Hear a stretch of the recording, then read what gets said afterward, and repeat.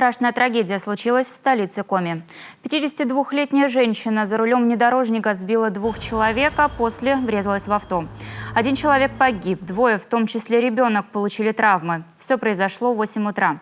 По предварительным данным, на перекрестке Октябрьского проспекта и улицы Орджоникидзе, совершая маневр правого поворота, водитель наехала сначала на ребенка.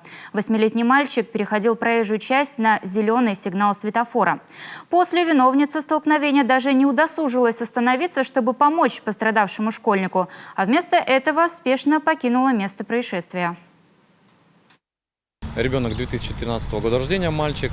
В результате ДТП его с тяжелыми травмами госпитализировали в детскую республиканскую больницу. Далее водитель продолжил свое движение, не справившись с управлением, совершила выезд на тротуар, где совершила наезд на пешехода, женщину 1983 года рождения. Полученные травмы оказались несовместимы с жизнью. Женщина скончалась прямо на месте происшествия. Затем Сузуки вновь оказался на проезжей части, где лоб в лоб столкнулся со встречным «Фольксвагеном». Его водитель остался жив, но получил различные травмы. Тем временем за жизнь сбитого школьника сейчас борются врачи. Мальчик в реанимации. У него тяжелая черепно-мозговая травма, перелом голени, травматический шок. Его подключили к аппарату искусственной вентиляции легких. Медикаментозный сон, скажем так, то есть специальными препаратами подавляется, немножко угнетается сознание для того, чтобы ребенок спал, восстанавливался и не было дальнейшей травматизации структур головного мозга на фоне активности мозговой.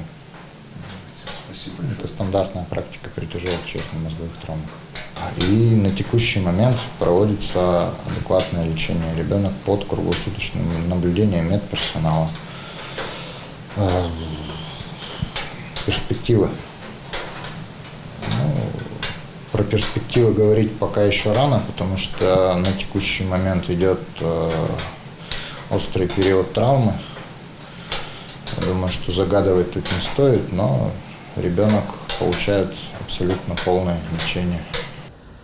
И как стало известно нашему телеканалу, стаж вождения у водителя 16 лет. За этот год она дважды нарушала правила дорожного движения. Возбуждено уголовное дело.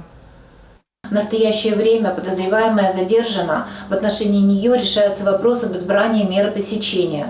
Следователями при оперативном сопровождении сотрудников органов внутренних дел проводятся следственные и процессуальные действия, направленные на установление причин, обстоятельств произошедшего, а также закрепление доказательственной базы.